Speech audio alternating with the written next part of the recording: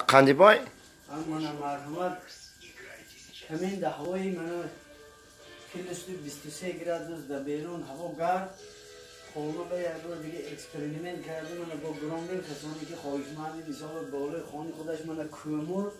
من نه چند نه دودش هست مرحمت کومورش هم سال اگر علاجش باشه نشون میدادیم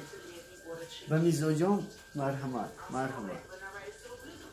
من این فرشش هم آوردگی آزی در اینجا ششرگ میپزیم پیکنیک همو با من فرشش معلوم شد